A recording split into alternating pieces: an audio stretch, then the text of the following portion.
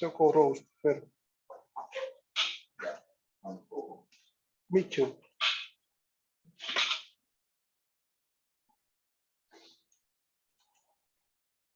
Você tá admitindo, Fer? Tá?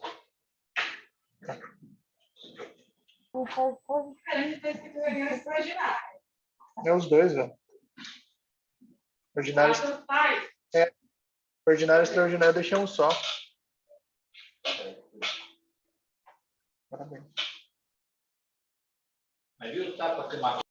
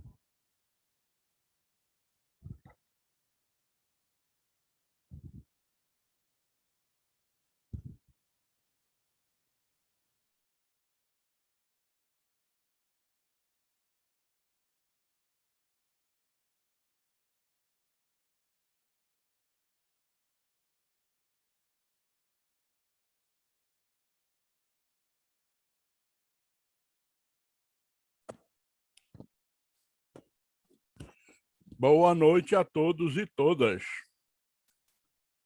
Estamos a postos. Abraço, Rodolfo.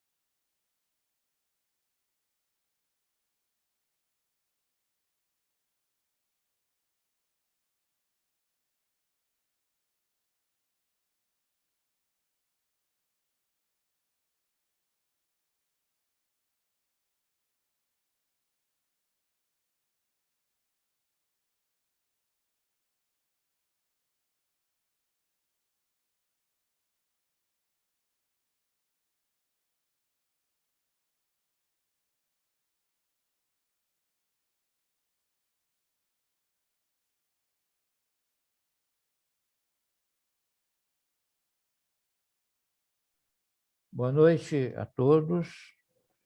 Tendo sido obtido o quórum, vamos dar início à nossa reunião ordinária do mês de junho.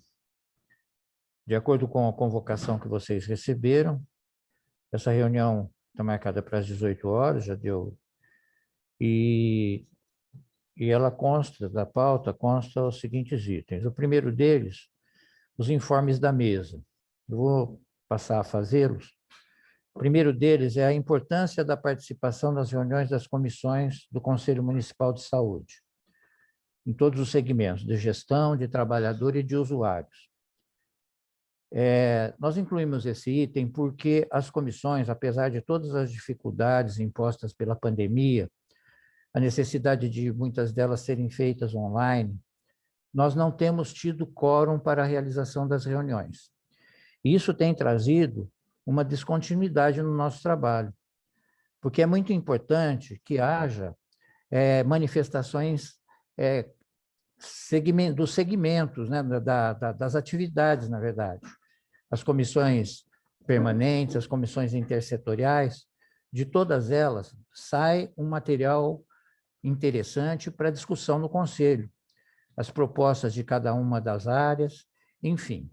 Então, eu quero alertar que esses conselheiros que não estão, especialmente os conselheiros usuários, que não estão comparecendo, muitas vezes sem justificativa, tem que se manifestar junto à mesa do Conselho e dizer por que é que não estão podendo participar.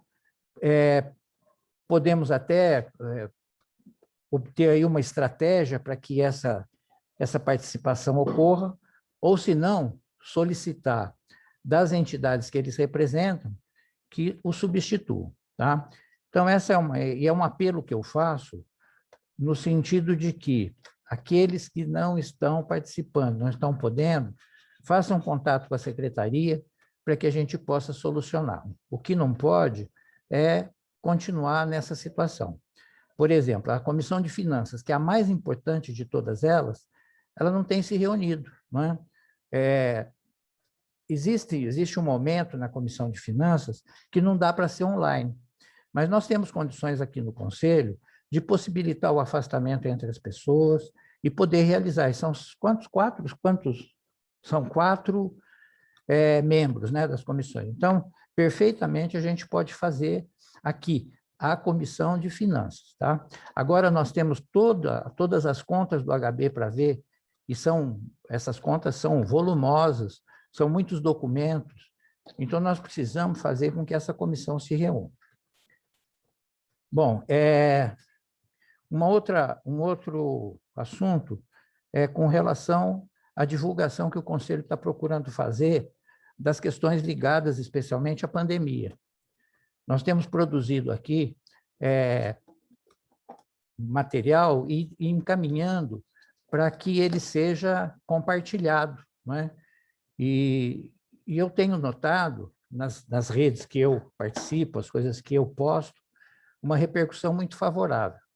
Então, eu queria solicitar dos senhores conselheiros que façam essa divulgação nas suas redes sociais. É muito importante, mostra o cuidado do Conselho em relação ao momento que a gente está vivendo. Tá? Então, vocês têm recebido. Eu acho que quem não tem recebido, quem não recebeu, fazer contato aqui com a Vanessa, para que a gente possa fazer com que esse material chegue a todos. O terceiro item é... A Lígia não está? Bom, nós tínhamos pautado uma fala da Lígia a respeito dos atendimentos respiratórios nas UPAs. Se ela aparecer, se ela entrar aí, depois a gente vê uma maneira de dar fala para ela. Bom, dito isso, vamos passar para a ordem do dia. Primeiro item, a apresentação dos dados epidemiológicos e medidas adotadas pelo município frente à pandemia da Covid. Eu não sei se o secretário ou alguém, quem vai fazer esse relato, é a Andréia. E o secretário está presente, né? Cadê ele? Aldênis, agradeço a tua presença. Obrigado, Fernando. Abraço. Outro. Nossa, gente, o ar tá ligado? Puta que...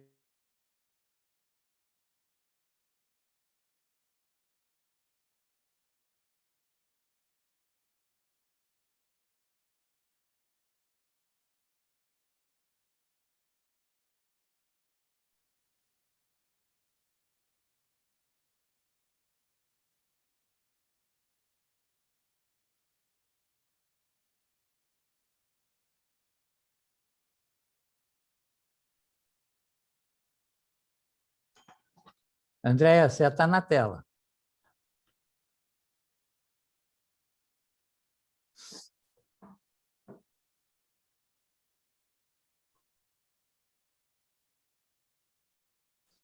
Cadê a Andréia?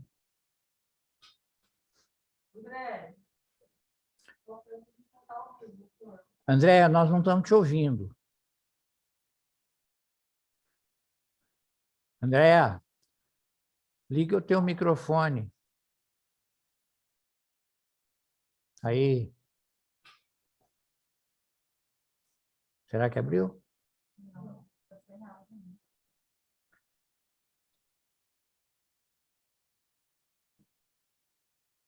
Não está inventando.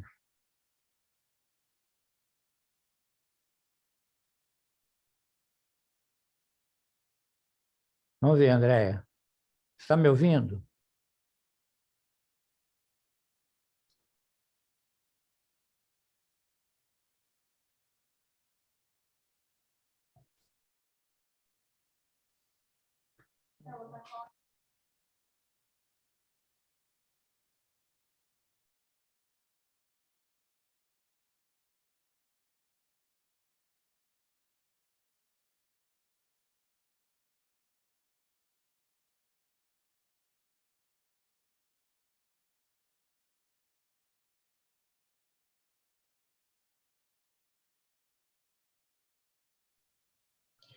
A Andréia está com problema de som lá, ela vai passar e eu vou falar.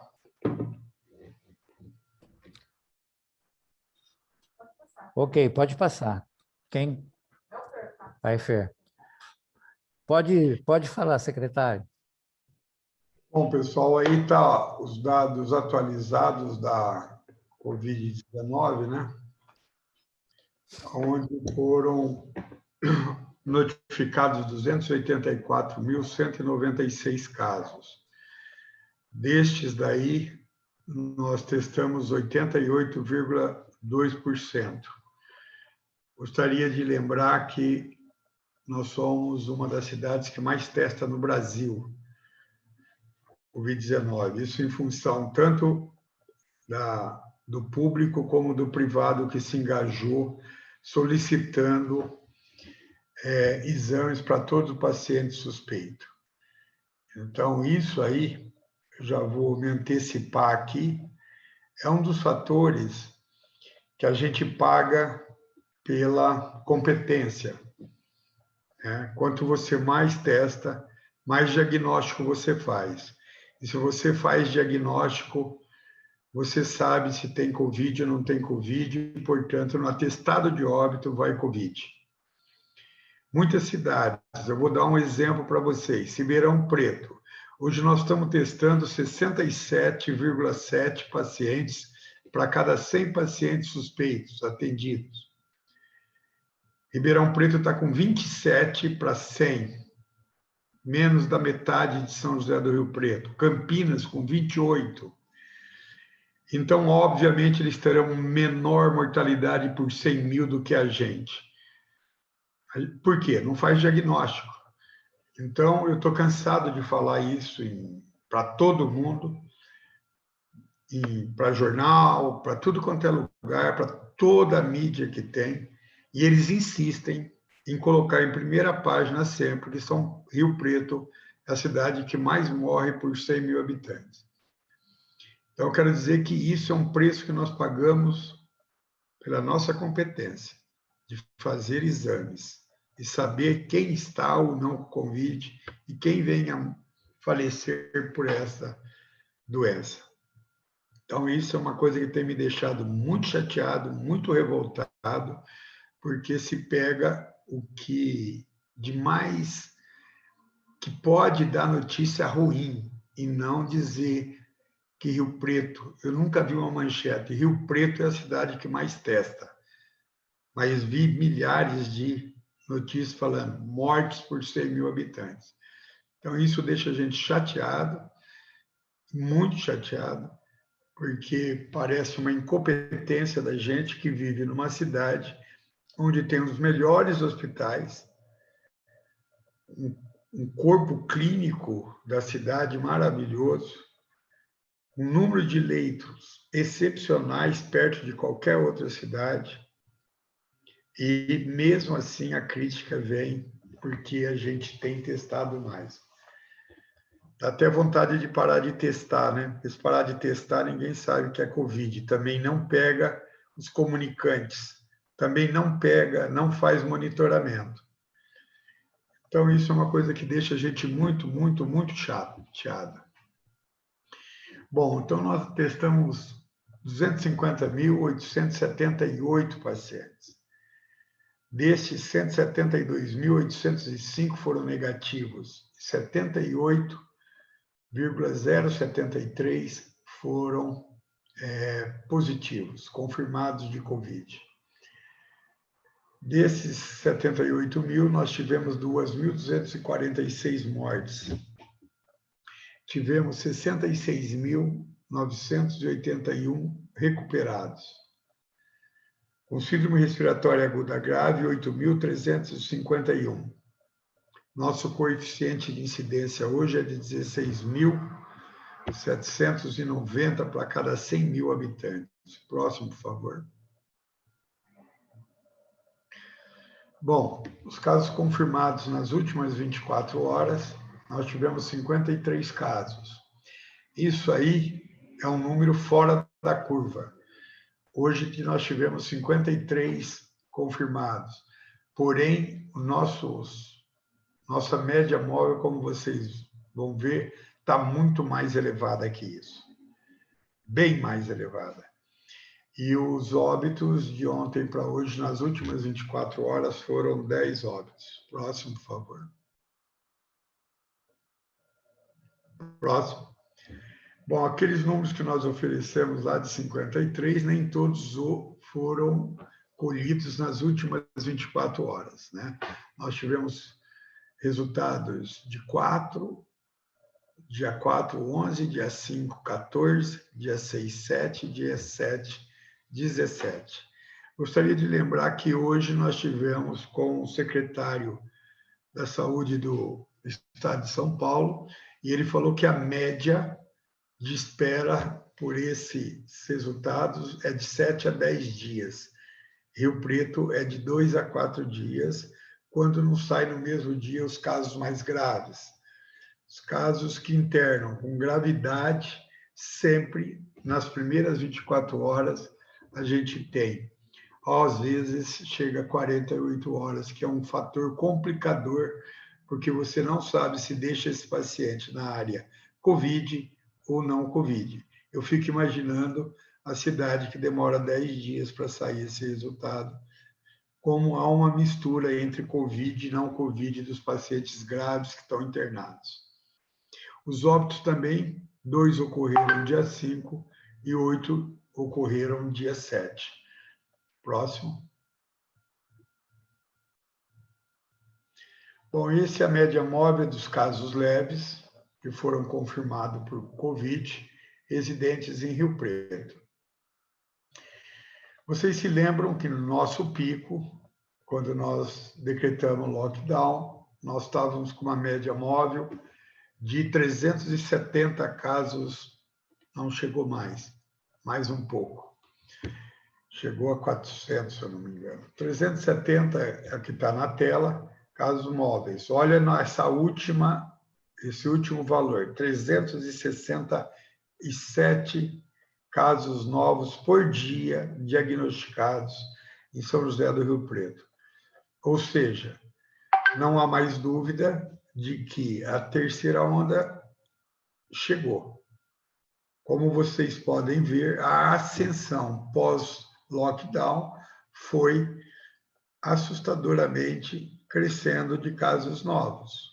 Ela é uma curva quase vertical e esses casos demonstram, tanto o gráfico quanto o número de casos novos, que nós estamos numa situação muito parecida com a pré-lockdown. Próximo, por favor. Aqui são os casos graves. Os casos graves, eles não têm acompanhado os casos novos dentro da curva, o que mostra que, embora o vírus esteja acometendo pessoas mais jovens, mais resistentes, ele tem dado um número de internação inferior do que nós vimos na segunda onda, que chegou a 60 casos internados por dia. E a gente nota aí, nesses últimos dias, né, você vê um platô de internação. Ela ocorre aumento, diminuição, mas o número de internações, embora levemente aumentando, nós percebemos que não foi tão drástica, igual essa curva, esse pico anterior, onde você viu que os casos subiram de repente, os números de casos graves internados. Então, o paciente que vem grave, ele vem muito grave. Porém, o número de pacientes que requerem internação em relação aos casos leves, eles não estão acompanhando. Nossa preocupação foi aqui, no início do crescimento dessa curva, início dele, nós nos preocupamos bastante, que foi aquele feriado do Dia das Mães. E agora nós estamos muito mais preocupados em virtude desse feriado prolongado, que foi um desastre em São José do Rio Preto em relação ao número de pacientes que desrespeitaram o distanciamento. Tanto em viagens como no próprio Rio Preto, foi um desastre total.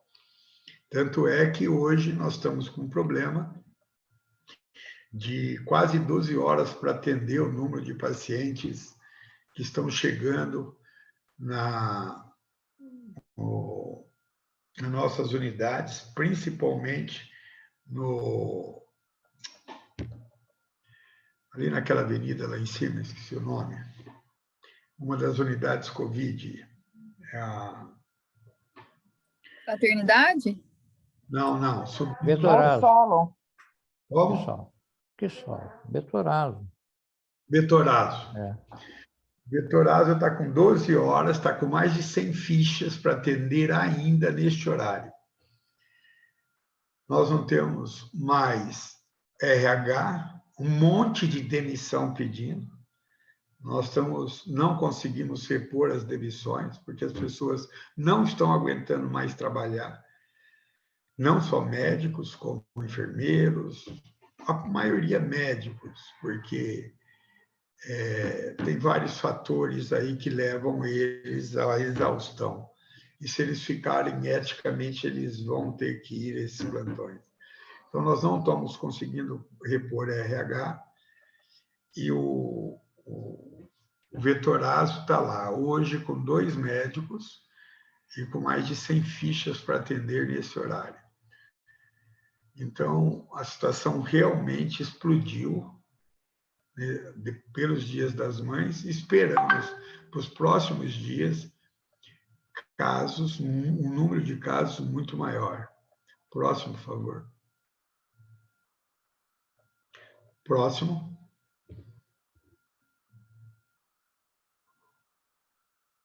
Esses aí são os casos de óbitos também. Nós estamos com uma média móvel variando entre 8 e 10 óbitos diários. Nós chegamos no nosso pico, do segundo pico, em 21, o que mostra que está sempre ocorrendo uma elevação, mas é uma elevação bem mais leve do que aquela que a gente viu naquela montanha lá atrás, né? Que foi de repente. Então, são casos graves, menos casos, mas mais graves, e com a mortalidade hoje muito acima do desejado, que nós estamos com essa média móvel de 8%. Mais algum, André?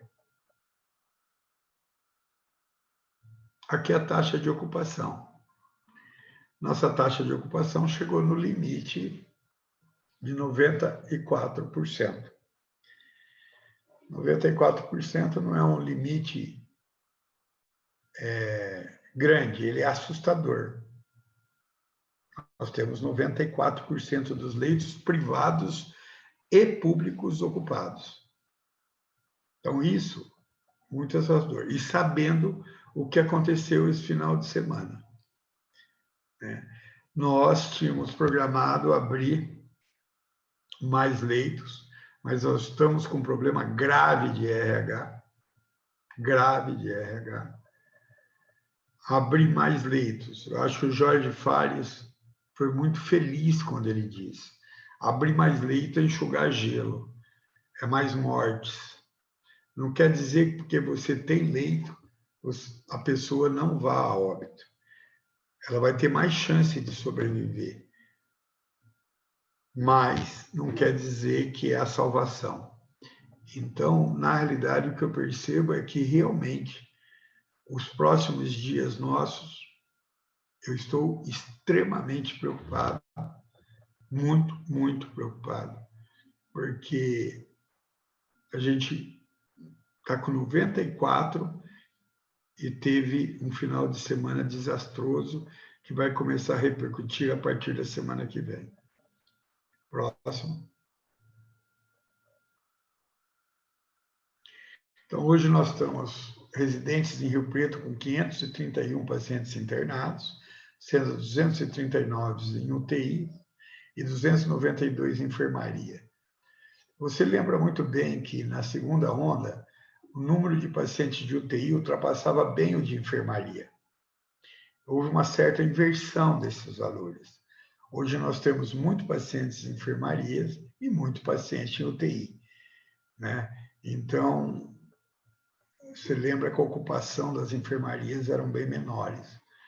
No total, em Rio Preto internado, nós estamos com 947 pacientes, sendo 449 em UTIs e 498 em enfermarias. Isso é uma cidade. Próximo. Quando a gente fala de diagnóstico próprio já feito de Covid, nós estamos em Rio Preto com 339, sendo 183 em UTIs e 156 em enfermarias.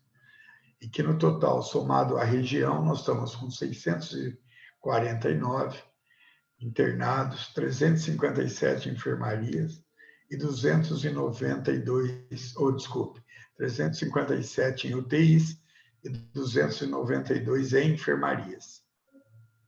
É o último, André. Bom, pessoal. Ótimo, doutor. Obrigado. O que eu queria colocar para vocês é que a situação nesse momento é uma situação que eu não diria que ela é preocupante, ela é uma situação muito mais que preocupante. É uma situação que nos deixa muito triste, porque até esse momento nós tivemos fôlego para poder atender a população, para a gente poder dar o que tinha de melhor. Mas eu posso dizer para vocês, não está tendo colaboração da população. Não está tendo. Por mais que a gente fale, por mais que a gente implore, peça, não está tendo. E, como a gente sabe, essa culpa vai cair sempre em cima da gente. Somos nós os culpados disso aí, por não ter oferecido condições. Mas nós somos no nosso limite. Eu não vejo mais condições da gente ampliar leitos em função do RH, estrutura nós temos, aparelhos nós temos, a medicação poucas, bem reguladas, mas nós temos, mas nós não temos mais RH. Nós não temos mais RH. O funcionário que se apresenta nunca trabalhou com paciente grave. Muitas enfermeiras, atendentes, desculpe, técnicos que chegam completamente despreparados. E se você colocar para atender, não vai ter muita melhora no atendimento. Tem médicos nossos que chegam lá 36 horas de plantão seguidas. E 36 horas de plantão seguidas em pacientes COVID, só quem deu que sabe o que é isso. Uma coisa é você dar um plantão em Ipiguá e ganhar R$2.000 para atender 4, 5 pacientes. Outra é você dar um solo sagrado, onde 4 horas da manhã tem uma fila de 30 pacientes para ser atendidos.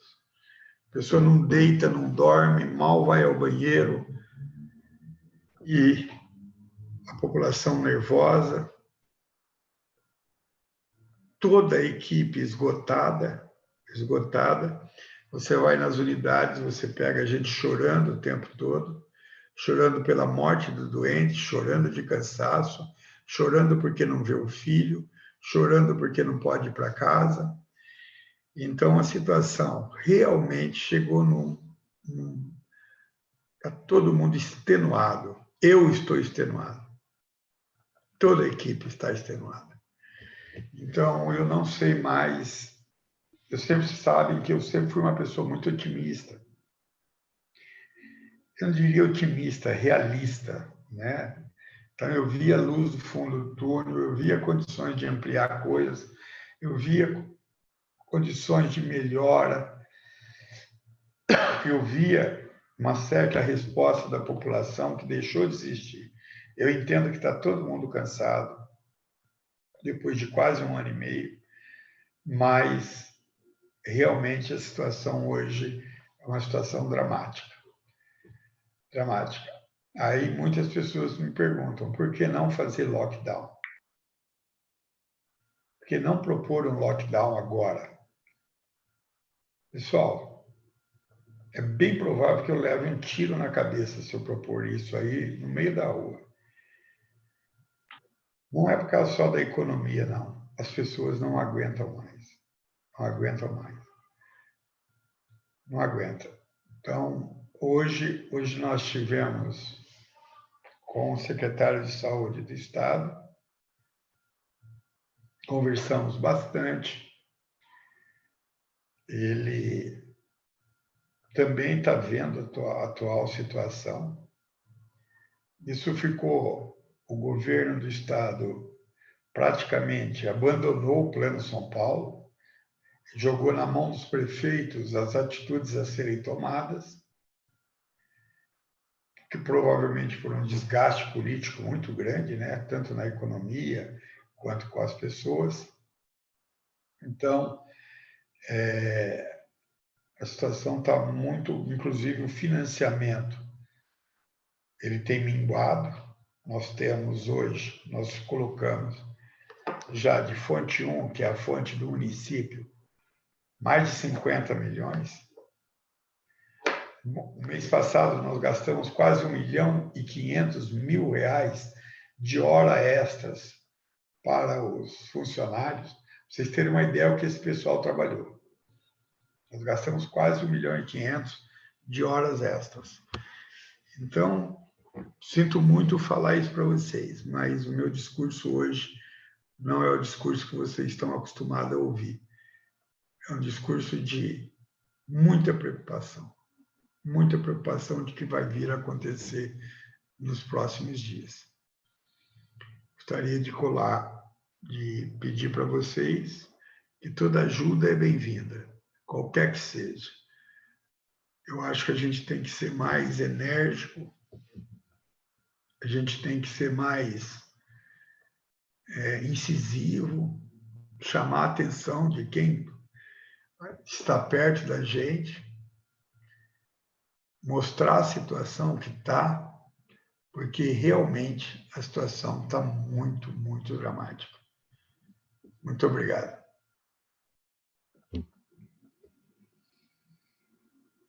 Alguém? Quem? Tá, quem é que quer? Alguém quer fazer o Zé Robson, está com a palavra. Bom, boa noite a todos, boa noite, presidente Fernando, boa noite, doutor Aldenis, secretário. Os dados, né, que o senhor mostrou mostram claramente o aumento do número de casos e que nós estamos chegando a um esgotamento em relação à capacidade hospitalar. Eu tive dando uma analisada recentemente, também ontem, inclusive,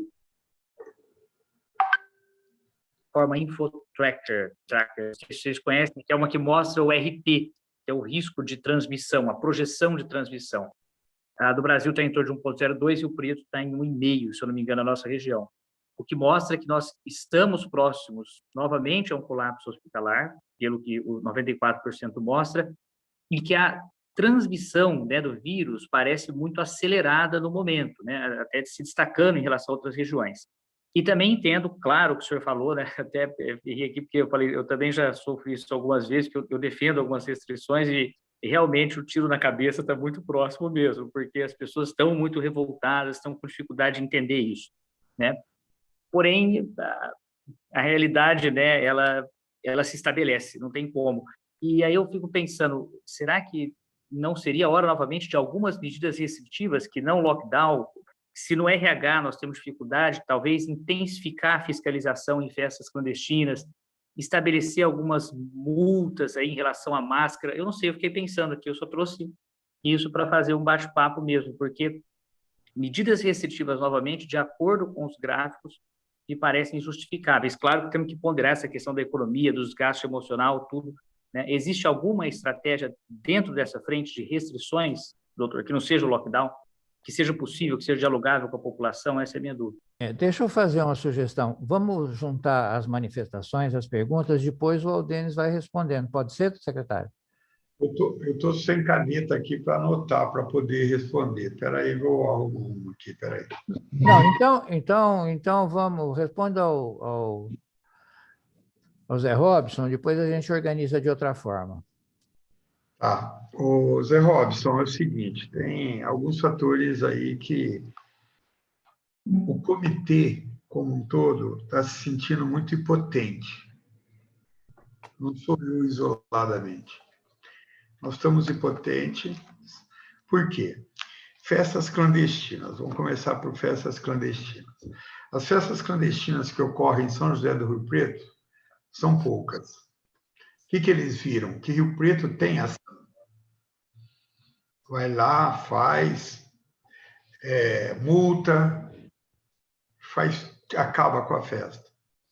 Eles estão indo para Ipiguá, Uchoa, Badibacite, Cedral, aonde não existe uma estrutura, tanto de vigilância como do policiamento, que possa conter. Então, as festas dentro do município de Rio Preto, elas têm minguado muito.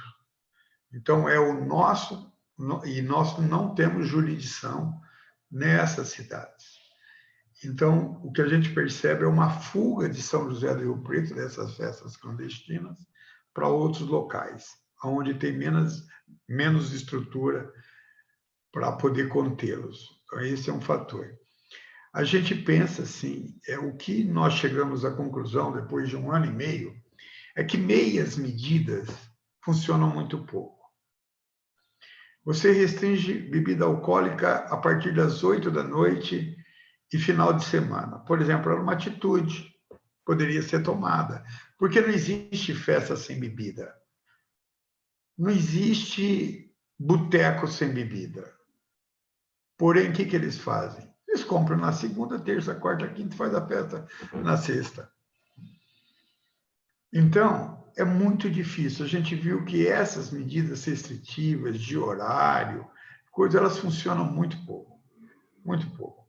A única coisa que funciona, de fato, é o lockdown. Então, existe hoje, eu participei lá, existe um monte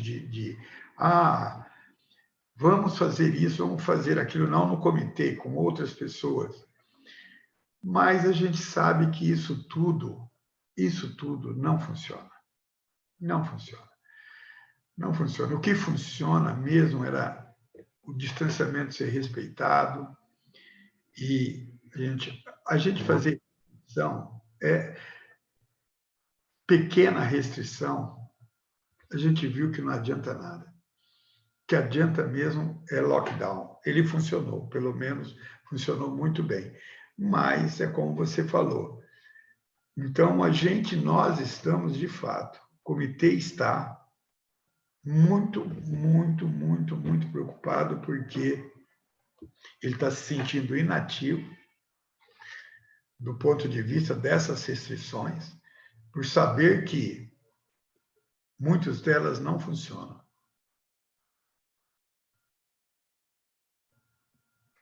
Alguém quer fazer mais alguma colocação? Quer ter alguma dúvida? Quer fazer alguma pergunta para o secretário? Alguém tinha se manifestado aí, agora sumiu, não me lembro quem é. Rodolfo, seu Rodolfo. Você tinha se... Não quer mais? Então tá bom. Alguém quer fazer mais alguma colocação? Tem alguma dúvida? Quer alguma informação? Eu quero, Fernando. Pois não. Boa noite. Boa noite. Boa noite, secretário. Boa noite, participantes. Boa noite, doutor Aldenis. Oi, Márcia. Cadê ela? Eu estou escondidinha aqui. Vai, Márcia, aparece aí.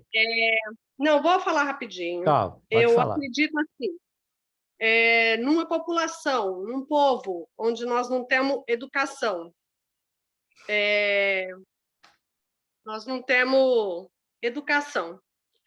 não se podia esperar outra postura da população no geral. Onde existe essa polarização política, que a gente não pode nem entrar no mérito da questão, senão não sai briga depois, né? Então, assim, vamos ser direto. Existe a possibilidade de uma campanha, tentar, sei lá, uma campanha de conscientização. Eu sei que vocês já fizeram várias, mas a possibilidade de se tentar mais uma, tipo assim, estilo maço de cigarro mesmo, sabe? Catastrófica. Porque, gente, nós estamos nessa situação agora. Eu acompanho aqui na ponta, os profissionais das unidades básicas de saúde estão sofrendo horrores, porque as básicas estão lotadas, as Covid estão lotadas. Então, assim, a sobrecarga é generalizada, gente. É para vocês, é para a população que tem consciência, para nós que estamos dentro de casa, que somos chamados de burros, de idiotas, somos taxados de loucos, de imbecis, tudo isso. Então, assim, eu não sei, mas eu acredito que a gente tem que agora partir para o trágico. Não tem outra alternativa, porque nós já estamos vivendo a tragédia.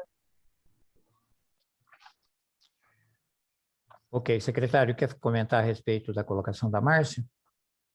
Eu vou falar assim. Hoje eu tive no lançamento de uma campanha de conscientização que foi articulada pela CIRP e pelo HB. Nessa campanha de povo... Você protegido, comércio garantido. Isso. Eles pretendem fazer uma ação... outra coisa que eu esqueci de falar na hora que o Robson falou, e também uma outra pessoa que me perguntou, essas ações, elas, mesmo lockdown, elas não têm muitas ações, ela não tem muita resposta se ela não for feita regionalmente.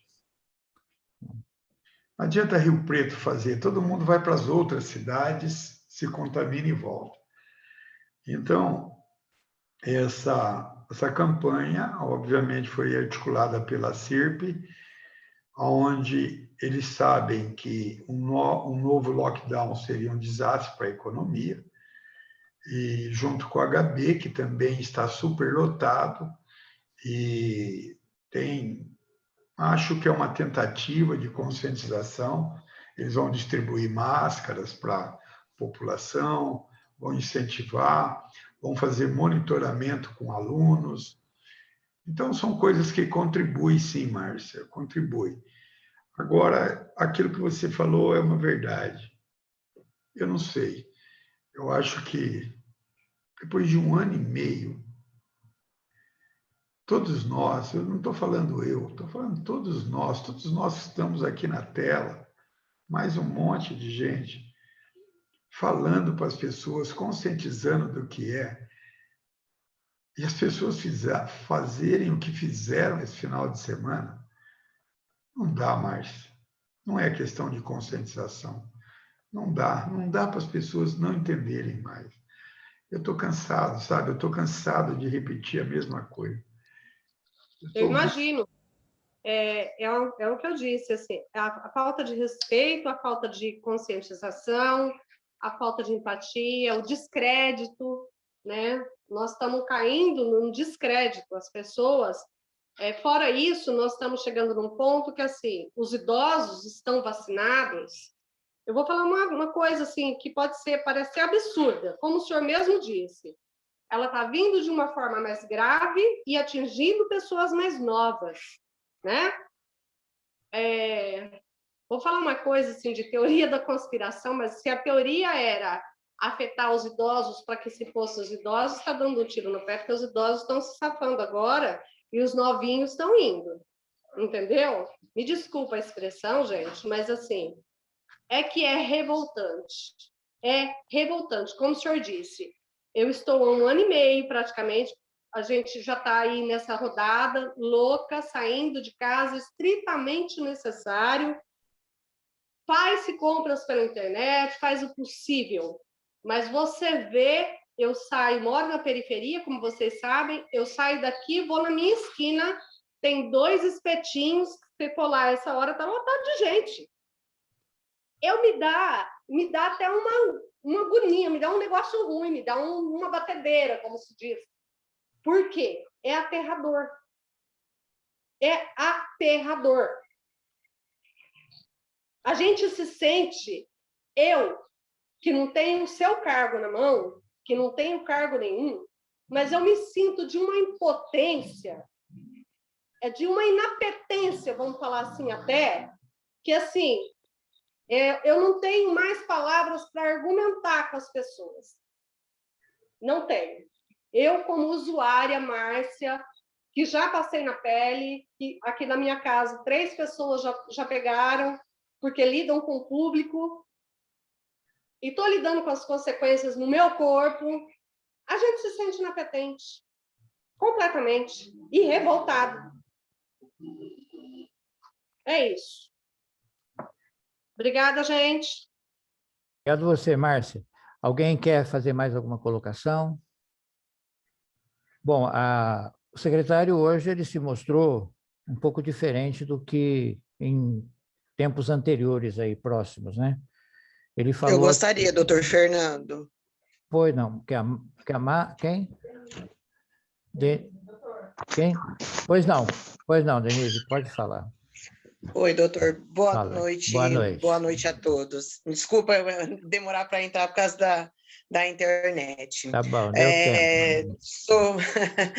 Eu sou conselheira aqui da região 10 do Bosque, e assim, a gente sabe que está difícil, a gente sabe do sofrimento que o nosso secretário tá, o senhor também como presidente, só que eu estou enfrentando um problema, a dona Neuza também, que nós praticamente fazemos quase que a mesma região unidas, né? Que ela está lá em Talhados, eu estou aqui com o Jaguaré, Castelinho, Rio Preto, nós estamos com o Jaguaré, assim, não tem mais nem expressão para falar, né? Tá assim, lotado de gente, os funcionários, todo mundo estressado, todo mundo irritado, e a população pedindo a questão da abertura do nosso postinho. A gente sabe a questão que está tendo do RH, que não está tendo gente para trabalhar, só que a gente está, eu vi esses dias que nós estamos com uma baixa média dos casos de vacinação da gripe. Muitos não estão indo porque eu fico né? Como Santa Clara. Então, eu tenho muita gente que não foi levar a criança ainda para vacinar, ou que tem necessidade de... Ficou sem som, Denise.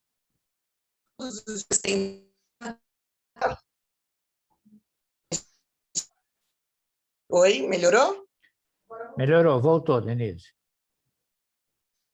Então, assim, o Jaguaré está muito lotado, porque lá ele está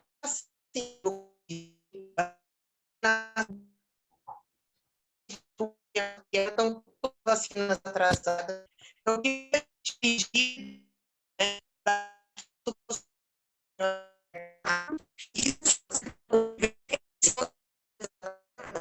é que se abrisse a sala de vacina, para as mães que têm as crianças pequenas, né? Os idosos, eu sei que estão dando um jeito de levar eles para serem vacinados, tanto do Covid, primeira dose, segunda dose, quem já fez e agora tem tomado a gripe, mas mesmo assim, a gente precisava que a sala de vacina estivesse aberta para até mesmo melhorar o fluxo da farmácia, porque a gente tem a questão das receitas azul, que precisa de ser refeita todo mês, né? Que aí não consegue pegar o medicamento. E aí tem que ir lá no Jaguaré, aí depois vem no Rio Preto para poder pegar. Então, isso é um dos pedidos que a gente tem feito. A gente está pedindo assim, o pessoal está reclamando, fala assim, gente, a gente está lutando, mas não está tendo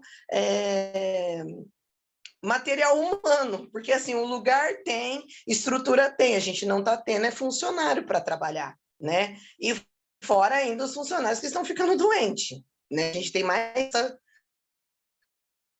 o meu pedido que seria, né? Principalmente as regiões que estão muito lotadas, com muita gente, tendo uma aglomeração. Hoje eu fui na Galeazzi, assim, é desesperado, porque assim, você vê a fila da loteca lotada, via na esquina, a fila do Jaguaré lotada, via na esquina,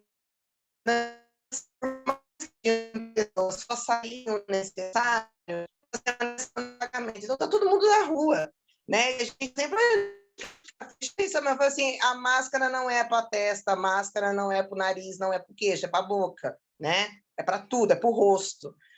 E, assim, tá difícil a população, a gente tem pedido, a gente tem conversado, eu tenho conversado muito com os meus usuários, pedido mesmo, sabe? Todas as informações que a Vanessa coloca lá, eu estou sempre divulgando nos meus grupos que eu tenho, que eu participo, mas, assim, a população está estressada, está cansada? Sim, só que a gente tem que fazer a nossa parte. Essa semana aqui no bairro, a gente perdeu 5 pessoas por causa de Covid, no Santa Clara, né? E, assim, e são casos, assim, não pegou aqui no bairro, pegou porque foi trabalhar, pegou porque andou de ônibus, pegou, porque agora a gente não sabe mais aonde a doença está. A doença está em todo lugar. Então, para não haver essa aglomeração, esse é um pedido que, assim, eu peço pelos meus usuários, eu represento.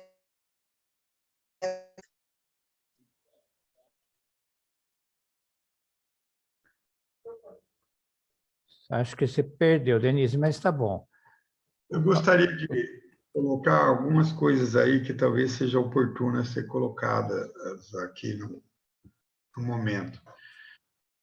Gente, nós fechamos as unidades porque nós não temos gente para trabalhar. Ninguém fechou uma unidade porque não quer. As unidades foram fechadas para que aquelas pessoas pudessem atender nos locais onde estão os casos mais graves. Todas as unidades que estão fechadas pedem para abrir. Então, não tem jeito. Eu estou falando, hoje nós estamos com 2 médicos num local que está com 100 fichas abertas. Por isso que eu falo para vocês, está difícil. E eu gostaria de lembrar, e gostaria que vocês me ajudassem muito nisso. Uma das coisas que tem sido muito difícil para a gente é o problema da vacina. A vacina, quando chega para a gente, ela é engessada, pessoal. Eles têm os dados da vacinação da gripe. Aí eles colocam o seguinte: pacientes com comorbidades. Eles te mandam só para fazer comorbidades. E aquele número, normalmente, é no nível ou falta. Faltaram 5.000 vacinas para funcionários da saúde. Depois de muita luta, 3 meses, nós conseguimos 3.600. Ainda tem 1.600 a 2.000 sem vacinarem. Então, todas as classes pedem para vacinar. Todo mundo quer vacina. E pede. E como se a gente tivesse o livre-arbítrio de poder dar em quem quiser. Nós não podemos. Nós não temos governança sobre isso. Nós temos que dar aquilo que o Ministério e a Secretaria de Saúde do Estado nos fala para dar. Porque se tirar de um, falta para o outro. E daí, quem é o culpado disso e quem vai ser processado por isso? Doutor Aldenes, que tirou da grávida e deu para não sei quem, que tirou do hipertenso e deu para outra classe. Nós não podemos fazer isso, é engessado. Então, o município ele não tem o livre-arbítrio de escolher quem vacinar. Ele tem que seguir as normas do Ministério. Então, eu acho que vocês precisavam ajudar muito a gente nisso, muito. Porque é todos os dias, 10, 20, 30 mensagens dizendo que eu sou desumano, que existe uma classe X que precisa, que a outra precisa, e que o Aldenes não dá. Não é, gente. Nós não podemos, nós não temos governança sobre isso. Nós só podemos dar para quem vem já montado. Então, eu gostaria que vocês divulgassem isso, porque isso também é um desgaste enorme para a gente. Um grande desgaste. Que eu recebo de mensagem falando, eu me sinto até muito mal, falando que eu sou desumano, que eu privilegio de determinada classe em detrimento de outras. Gente, não posso, eu não tenho esse poder. Bom, secretário, com relação à vacina, nós temos que lembrar daquelas que estão reservadas para a segunda dose, daqueles que não estão buscando essa vacinação, não é? Nós estamos até fazendo um trabalho aqui no Conselho, seguindo o que tem sido feito também em outros locais, outras iniciativas, porque essa é uma barbaridade. Você está falando aí da falta de vacina para atender aquelas demandas, inclusive hoje eu vi com satisfação a liberação de vacinas para aquelas pessoas que têm deficiências permanentes, né, que se exigia apenas, estavam dando apenas para quem está incluso em programas sociais. Então, isso aí é uma reclamação que é muito recorrente aqui no Conselho. Pessoas assim que vêm com relatos dramáticos e que agora, felizmente, vão ser atendidos. Então, esse trabalho com relação à segunda dose precisa ser feito, porque a gente ouve que depoimento absurdo eu ouvi hoje, uma pessoa dizendo que não vai tomar a segunda dose porque passou mal na primeira. Pensei que fosse a AstraZeneca. Não, foi a Coronavac, que eu tomei, foi como se não tivesse acontecido nada, e isso aí praticamente foi 100% uma situação tranquila como essa. Então, esse trabalho ele tem que ser permanente. Então, até chamar a atenção dos conselheiros para que toquem nesse assunto, porque tem muita gente. Quantas doses, parece? Cadê a Michela? Que estão reservadas para a segunda dose. 1.400 doses, está me informando a Vanessa. Então, se tu ouve falar que tem 1.400 doses, pensa que essas doses podem ser, como você disse, não tem governança em cima disso. Você vai fazer de acordo... E essas pessoas não estão buscando a vacinação. Foi feito o dia D, né, Fernando? Que era para todo mundo tomar a segunda dose, chamado dia D, D2. Foi decepcionante. Eu, esse final de semana, não, eu queria dizer não pela Adriane, que é mãe de uma paciente especial e que lutou, e eu acho que ela fez muito bem em lutar, É. falou, e falou bastante, só que ela em nenhum momento nos colocou culpa disso aí, ela ficou revoltada com o programa do PNI, né, que é o Programa Nacional, De né, de imunização. não, de imunização, isso. É. E até ela me solidarizou, falou, Denis, não tem nada com você e tal.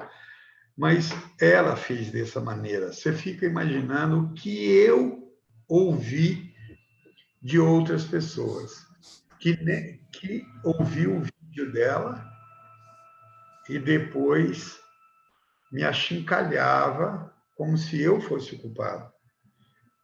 Né? Que foi uma coisa horrível o que eu ouvi falar. Você tem 3 filhos sadios e um que não tem, você nem dá bola, porque os seus são sadios.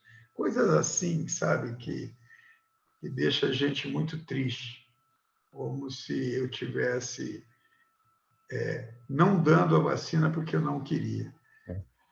Foi um final de semana muito pesado nesse sentido. Até a Adriane depois me pediu desculpa, falou assim, Denis, eu não achei que fosse virar contra você. Mas foi muito pesado também nesse sentido, esse final de semana. Eu acho que eu solidarizo com a Adriane nesse sentido. Eu acho que a pessoa que é especial, não importa a classe. Como não importa a classe, quem vai tomar a vacina, o que importa é a vida, é salvar vidas. Né? Ninguém está vendendo vacina para ter lucro. As pessoas recebem a vacina. Que todo ser humano tem direito à vacina. Eu até coloquei, Denis, porque é lógico, não considerada a proporção, né, da carga que pesa sobre você, eu recebi inúmeras reclamações com relação a isso. As pessoas ficaram não tinha como compreender uma situação dessa. Então, eu tenho que dizer, isso daí faz parte de determinações, de recomendações do Programa Nacional de Imunização. E essas pessoas do PCD, como é que é? PCT, elas são, é lógico que muito mais vulneráveis, mas a solução que encontraram deles tem que agradecer a você, porque a anuência para que se fizesse isso foi sua. Bom, alguém quer fazer mais alguma consideração? Eu quero, doutor Fernando. Pois não. Quem? Dona Neuza, por favor. Eu gostaria de falar que eu também recebo várias ligações reclamando o que nós estamos fazendo no conselho, que não ajudamos, não tomamos atitude. Então, a gente compactua com o senhor, doutor, porque a gente também sofre essa pressão, que imagina do senhor. E o seu trabalho é bom, é excelente, e deixa a gente muito feliz de participar.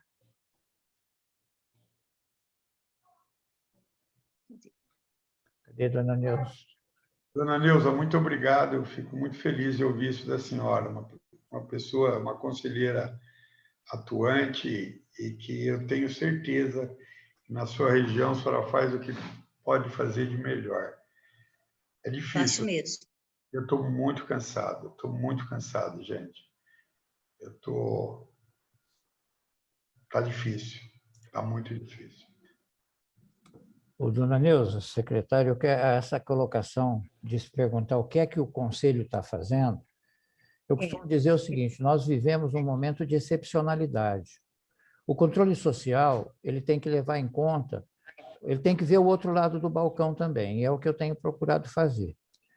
Só que agora, secretário, nós estamos recebendo uma quantidade muito grande de reclamações dos usuários não Covid. Justificar, é fácil justificar, você tem que dizer, não é por causa de recursos humanos e tal.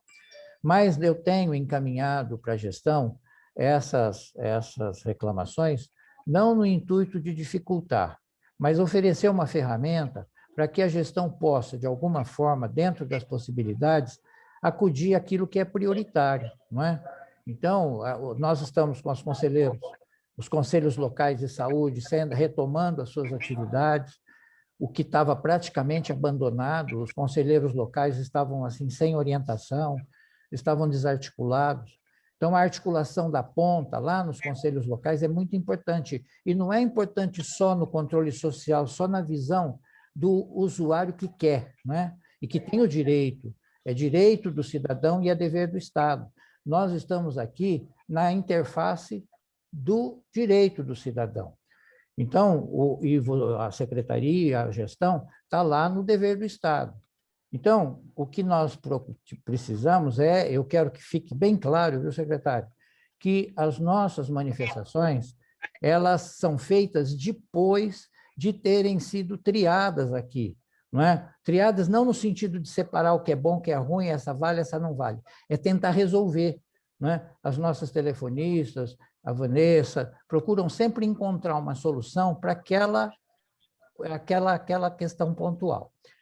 Então, é por isso que vai aumentar, está aumentando muito as demandas por informações da secretaria. Mas aí, secretário, pode ter certeza que essa nova, não é nova ordem, isso é a nossa obrigação, né? Ela não decorre da falta de entendimento do Conselho em relação às dificuldades da gestão. Nós entendemos perfeitamente. Eu tenho facilidade nisso porque eu já estive do outro lado do balcão. Então, eu sei que nós estamos vivendo uma situação de extrema excepcionalidade. E muitas vezes não tem para onde correr, não pode abrir porque não tem funcionário. A questão, outro dia, nós conversamos a respeito da farmácia lá no Rio Preto 1. Eu não sei se fechou de novo. Pediram, abriu, deu uma demanda do quê? 10 por dia, sei lá o quê, que você me disse, né, Denis? Então, essas questões, o Conselho pode estar junto, pode colaborar, o conselheiro local vai lá, explica. Enfim, eu acho que tem que haver, né, do Conselho, viu, dona Neuza? Quando te perguntarem, dizer que nós temos feito aquilo que cabe fazer nesse momento, não é? Não é momento de embate, é momento... É momento de entender o que está acontecendo, sem deixar de lado o nosso papel de controle social. Eu acho, desculpe eu interromper, mas eu acho que se tem... se a gente pode dizer que tem um parceiro, é o Conselho. O Conselho tem sido muito compreensível, muito atuante, a gente sabe que cada um está fazendo, e posso dizer bem claro para você, existe uma reclamação em relação ao comportamento do Conselho. Todas as reivindicações são justas, a gente tenta justificar nenhuma agressividade, nenhuma imposição, sempre conversando, sempre tentando ajudar e a solucionar. Então, eu considero, de fato, coisa que muita cidade não tem, é um conselho parceiro.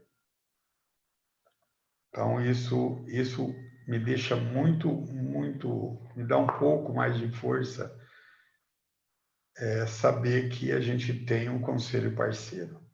Eu sei de muitos secretários da saúde que estão sofrendo horrores com o conselho. Eu acho muito bonito esse conselho, e do anterior também, da gestão anterior, não misturar política com saúde. É procurar se informar, entender e fazer. Tem local que o conselho é totalmente politizado e acaba sobrando uma menor qualidade na saúde em função desse embate, onde se gasta energia com problemas político-ideológicos, e esse conselho não. Muito pelo contrário, tudo que pode ajudar, tem ajudado. Denis, aqui é proibido política. Eu até estava dizendo aqui, eu não aceito interferência ou participação de vereador aqui. Eu não falo isso porque eu menospreze a função de vereador. Eu falo porque eu também já fui vereador e eu sei que vereador vai atrás de resolver os problemas dos seus segmentos, né? Mas aqui é proibido vereador. Aqui nós somos a parte do Poder Executivo, Legislativo, estamos aí relacionados com o Judiciário e a representação da gestão aqui na formação do Conselho. Mas eu procuro, sabe, afastar qualquer influência política, ideológica aqui dentro. Aqui nós temos uma equipe técnica muito competente e ela é a ferramenta que tem orientado os nossos trabalhos. Bom, então vamos passar para outro item. Se nós continuarmos falando de Covid, nós vamos sair daqui. Fernando, posso só fazer um comentário, uma perguntinha assim, rápida? Faz, rápida. Já existe, que a gente sabe que é inevitável, uma terceira, uma quarta, sei lá quantas ondas mais, se existe algum plano aí para esse enfrentamento do que está vindo por aí, o resultado desse feriado prolongado e, enfim, se existe algum planejamento, secretário, com relação a isso, dentro, com tudo que o senhor já explanou e dentro com o material humano que a gente tem dentro da secretaria. Ô, Márcia, deixa eu me antecipar ao secretário. Sabe guerra quando o nego faz trincheira? Faz aquele buraco assim, põe saco de terra? Nós estamos nela. Então, o que você está perguntando, eu responderia assim. Nós estamos entrincheirados, né, secretário? Vê o que vai acontecer. Nós estamos nela. Eu te entendo. Estamos entrincheirados. Assim. Na realidade, Márcia, a gente tem bastante planos, já projetos, e esbarra sempre em recursos humanos. Por isso que você pode ver que eu sempre digo o seguinte: quando você traz um problema, você tem que trazer junto uma proposta de solução, né? Planejar sem recursos humanos é muito difícil. É muito difícil.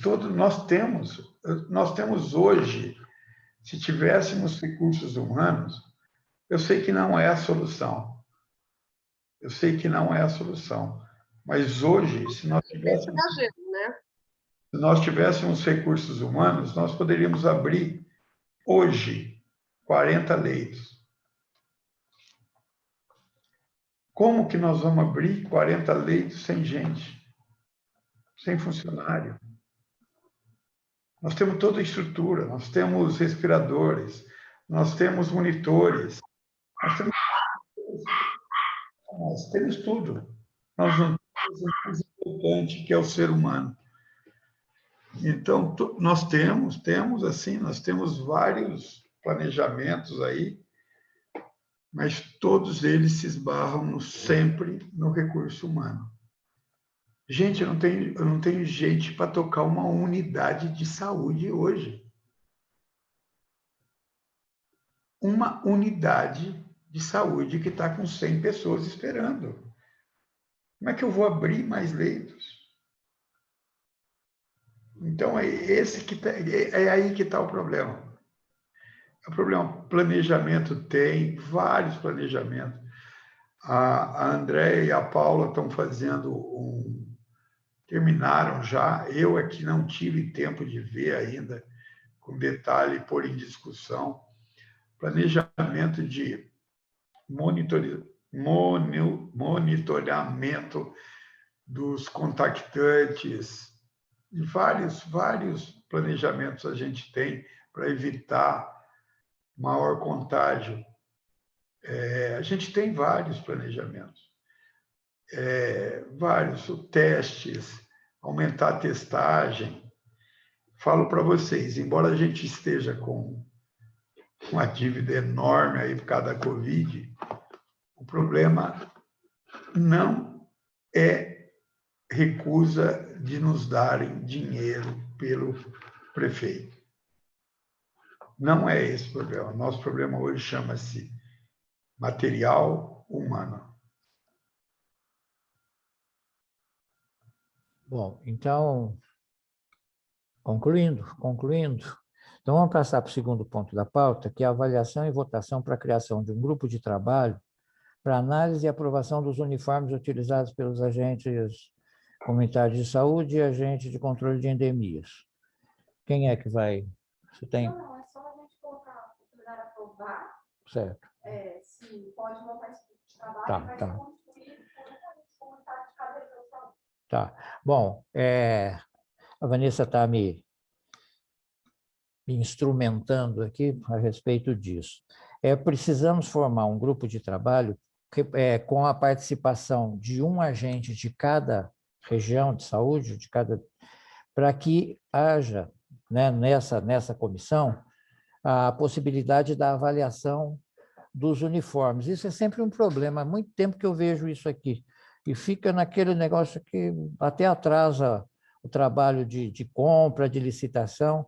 Então, essa comissão vai ter a finalidade de ser proativa, trabalhar no sentido de não só aprovar, mas de sugerir a qualidade ou até o tipo de uniforme, né? Até participar, talvez, eu não sei, né, Vanessa, da própria... Não precisa ter mais voto de conselheiro. É. Só precisa ter aprovação de constituição. Isso,